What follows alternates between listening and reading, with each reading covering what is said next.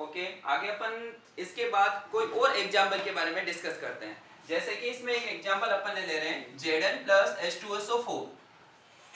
Zn का मतलब होता है zinc plus H2SO4 sulphuric acid, जिसे अपन क्या बोल सकते हैं, किंग ऑफ एसिड यानी कि अम्लों का राजा बोलते हैं।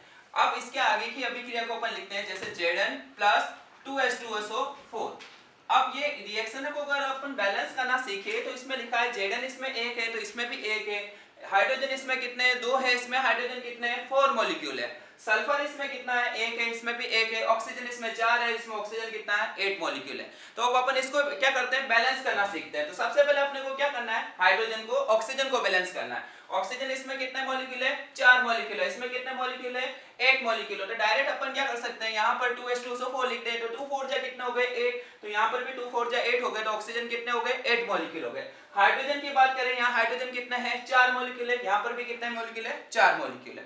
तो इस तरीके से क्या हो गया, ऑक्सीजन और हाइड्रोजन दोनों बैलेंस हो गए। अब अपन बात करते हैं Zn की, यहाँ पर भी जिंक एक है और यहाँ पर भी जिंक एक है, तो दोनों ही जगह एक है, तो ये रिएक्शन क्या हो गई, बैलेंस हो गई। अब अपन और कोई एग्जांपल लेके चलते हैं, जैसे क्या होगा Ca प्लस CO3, तो क्या हो जाएगा CaCO3। तो अब इसमें देखो, इसमें कैल्शियम एक है, कार्बोनेट में कार्बन एक है, तो इसमें भी कार्बन एक है, ऑक्सीजन इसमें 3 मॉलिक्यूल है, 3 मॉलिक्यूल है। तो इस तरीके से अपन हर रिएक्शन को बैलेंस कर सकते हैं। इसके बाद इसके अंदर क्या करेंगे, अपन इसके ऊपर जो भी कैटालिस्ट लगाएंगे, जो क्या है, जो इस अभिक्रिया को क्या करेगा, बढ़ा देगा, इस केमिकल रिएक्शन को बढ़ा देगा, लेकिन इसमें पार्टिसिपेट नहीं करेगा। उस रिएक्शन को क्या बोलते हैं, ऐसे जो अभिक्रिया के वेग को बढ़ा देते हैं उन्हें अपन क्या बोलते हैं, उत्प्रेरक, और इंग्लिश में बोलते हैं उन्हें कैटालिस्ट का नाम बोलते हैं। तो ये इस तरीके से इसमें यूज किए जाएंगे। तो इस तरीके से हम क्या है, किसी भी रिएक्शन को क्या कर सकते हैं, बैलेंस कर सकते हैं। उसके बाद और क्या कर सकते हैं, तो इसमें एंडोथर्मिक, ENDOTHERMIC, जिसका मतलब होता है उष्मा शोषी अभिक्रिया। अगर ये अभिक्रिया है जिसमें उष्मा का अवशोषण हो रहा है और अगर इसमें उष्मा का उत्सर्जन हो रहा है, तो एंडोथर्मिक और एक्सोथर्मिक का भी यूज करेंगे। एंडोथर्मिक का मतलब होता है कि एनर्जी क्या हो रही है, उसमें एब्जॉर्ब हो रही है। एक्सोथर्मिक में एनर्जी क्या होती है, एक्सक्रिएट होती है, ये बाहर निकलती है। तो इन दोनों के लिए अपन एंडोथर्मिक और एक्सोथर्मिक वर्ड का भी यूज करेंगे, जिसमें अपने को क्या करना पड़ेगा, यहाँ पर प्लस लगा के, और अगर एंडोथर्मिक है तो एब्जॉर्ब करने के लिए क्या होगा 130 kJ लिख देंगे, तो ये क्या होगा, किलो जूल इसमें यूज आएगा। एक्सोथर्मिक होगा तो माइनस का यूज करके अपन उसकी एनर्जी का वैल्यू को रख देंगे। इस तरीके से अपन क्या है, किसी भी रिएक्शन को क्या कर सकते हैं, बैलेंस कर सकते हैं। उसके बाद हमारे कुछ और टॉपिक है जो इस चैप्टर से रिलेटेड है, जैसे कॉम्बिनेशन रिएक्शन और एडिशन रिएक्शन। दोनों का मतलब एक ही होता है, एग्जाम पॉइंट ऑफ व्यू से अगर देखा जाए तो कॉम्बिनेशन और एडिशन दोनों वर्ड एक ही है। अब इसका मतलब क्या होता है, कॉम्बिनेशन का मतलब क्या है, तो देखा जाए तो ये अपने को एक रिएक्शन दे रखी है Ca प्लस CO3 CaCO3, या अपन ऐसे लिखे Ca प्लस CO2 और CaCO3 बना देवे। तो अब इसमें तो अपने को दिख रहा है कि भाई यहाँ पर CaCO3 बन ही नहीं सकता, तो यही अपनी रिएक्शन है, तो ये रिएक्शन सही है। तो इसमें अपने को दो रिएक्टेंट जब आपस में जुड़कर एक ही प्रोडक्ट को बनाते हैं तो उसे अपन क्या बोलते हैं, कॉम्बिनेशन रिएक्शन बोलते हैं। यानी when two or two more reactant participate to each other and making a one product is called is addition and combination reaction in the presence of any catalyst। इसको क्या बोलते हैं अपन, कॉम्बिनेशन रिएक्शन बोलते हैं। अगला देखो अपने कॉम्बिनेशन के बाद आ रहा है डीकंपोजिशन रिएक्शन। डीकंपोज का मतलब होता है किसी चीज का ब्रेकआउट होना। अब ये कैसे होता है, तो अपन देखते हैं इसमें CaCO3, जैसे यही अपन एग्जांपल लेके चलते हैं, बिल्कुल सिंपल सा CaCO3। अब ये क्या हो रहा है, CaO प्लस CO2, तो ये क्या हो गया, अब इसमें क्या हो रहा है, ये वन प्रोडक्ट जो है यानी ये रिएक्टेंट जो है वो क्या हो गया, 2O2 मोर प्रोडक्ट के अंदर टूट गया। तो इसको अपन क्या बोल सकते हैं, डीकंपोजिशन रिएक्शन बोल सकते हैं। When the one product break down in a या decompose in a one and one more product is called is a decomposition reaction. तो ये another type of reaction is called is a decomposition reaction. Another one is a displacement reaction.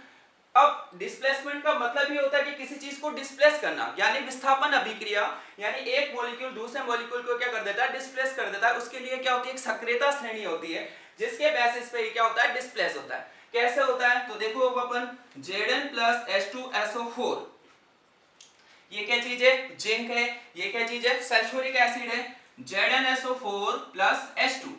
अगर अब अपन इस reaction को देखते हैं तो इसमें ये रिएक्टेंट है और ये इसमें क्या है, प्रोडक्ट है। तो रिएक्टेंट में जब अपन क्या कर रहे हैं, जिंक जो है ये हाइड्रोजन को डिस्प्लेस कर रहा है, यानी यहाँ से ये हाइड्रोजन सल्फ्यूरिक एसिड से टूट कर क्या हो गया, अलग हो गया।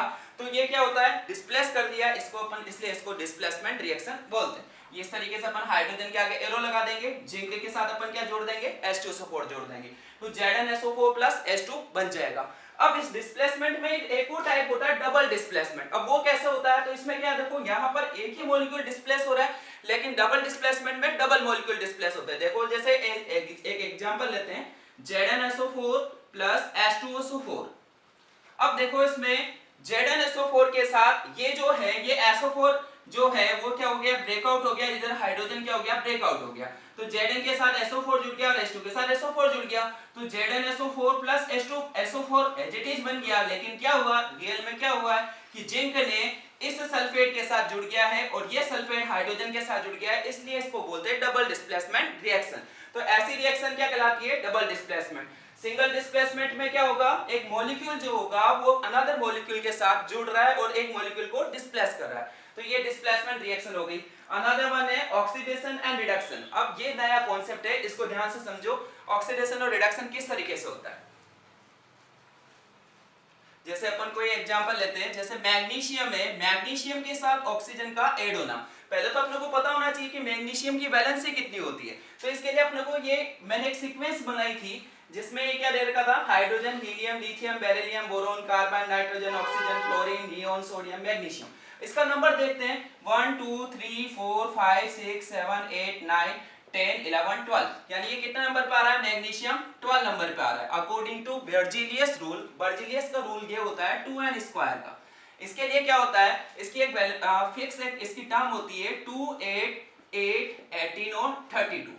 अगर कैलकुलेट करें तो अपने को क्या मिलता है, 2 8 18 और 32। लेकिन क्या हो रहा है, यहाँ पर अपन 8 क्यों ले रहे हैं, क्योंकि 8 मॉलिक्यूल एक बार 8 इलेक्ट्रॉन आ जाते हैं तो वो क्या हो जाता है, कोई भी एलिमेंट जो होता है वो स्टेबल हो जाता है। तो यहाँ पर अपन देखते हैं मैग्नीशियम का एटॉमिक नंबर 12 है।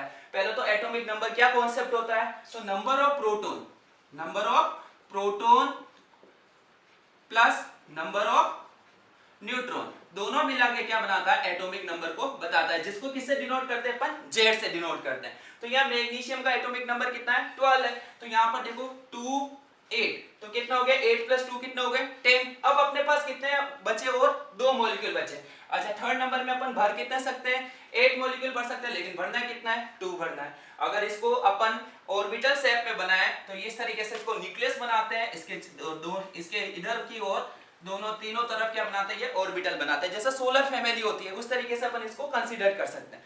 सोलर फैमिली में जैसे ये क्या होता है, सन होता है, इसके चारों ओर क्या होते हैं, प्लैनेट जो होते हैं रिवॉल्व होते हैं, अपने एक्सिस पे भी है, उसके चारों ओर रिवॉल्व भी होते हैं। उसी तरीके से क्या होता है, ये न्यूक्लियस है जिसमें प्रोटॉन और न्यूट्रॉन होता है, उसके चारों ओर इलेक्ट्रॉन जो होते हैं वो क्या होते हैं, रिवॉल्व होते हैं। तो हमारा ये जो मैग्नीशियम है इसके बारे में अगर अपन बात करते हैं तो मैग्नीशियम के अंदर कितने इलेक्ट्रॉन हो गए, अंदर 2 इलेक्ट्रॉन हो गए, उसके बाहर कितने हो गए 8, तो अपन ने भर दिया 1 2 3 4 5 6 7 8। अब ये 8 इलेक्ट्रॉन भर गए। अब अगले वाले में कितने भर सकते हैं, 2 भर सकते हैं। ये 2 इलेक्ट्रॉन जो है आउटर मोस्ट सेल में है और यही क्या करेगा, किसी बॉन्डिंग के साथ पार्टिसिपेट करेगा। ओके